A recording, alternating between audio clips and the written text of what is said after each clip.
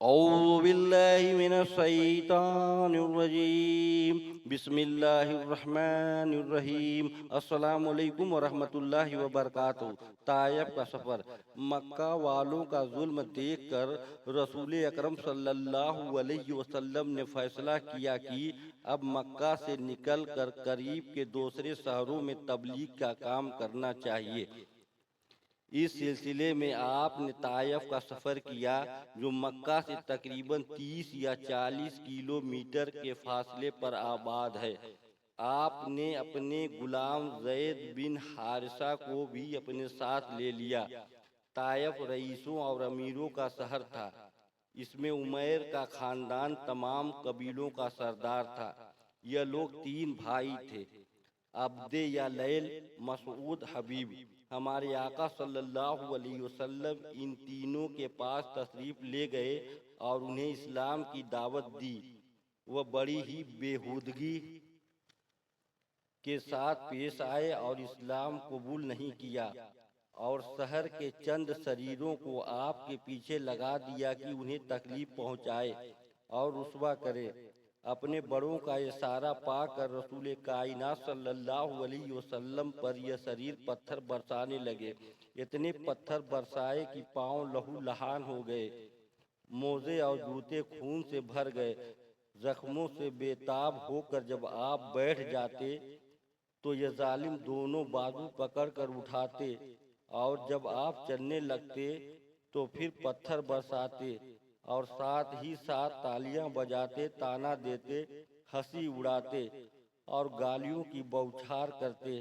یہ ظالم جب آپ کے اوپر پتھر برساتے تو حضرت زید بن حارثہ دوڑ دوڑ کر پتھر کے وار کو اپنے بدن پر روکتے، یہاں تک کہ وہ بھی خون سے تر بتر ہو گئے۔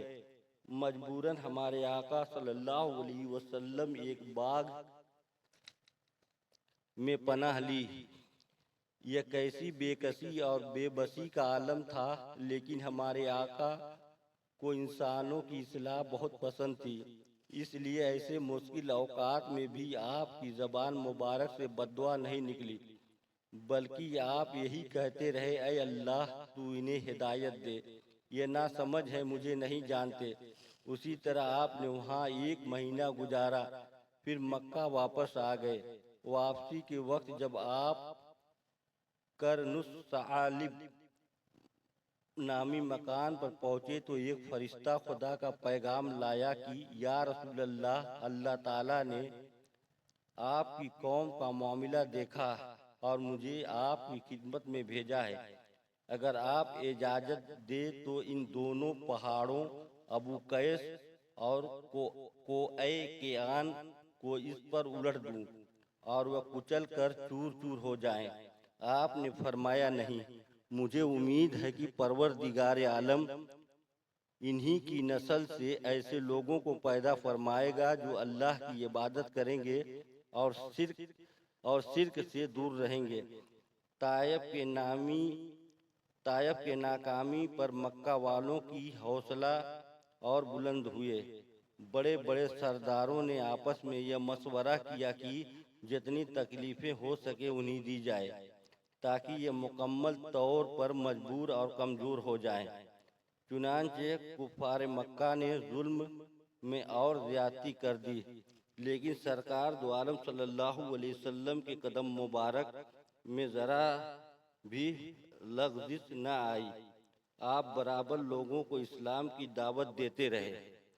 آپ کی تبلیغ کا طریقہ یہ تھا کہ حق کے زمانے میں جب دور دراز سے عرب کے قبیلے اکٹھا ہوتے تو آپ ان کے پاس جاتے اور انہیں اسلام کی باتیں بتاتے۔ اسی طرح عرب کے اندر سال میں کئی میلے لگا کرتے تھے۔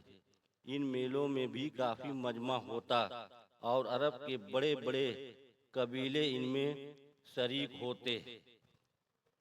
اوقاز، موجنہ اور ذوالمجاج یہ عرب کے مشہور میلے ہیں۔ ہمارے آقا صلی اللہ علیہ وسلم ان میں بھی تشریف لے جاتے، انہیں اسلام کی طرف بلاتے اور قرآن کی آیتیں سناتے۔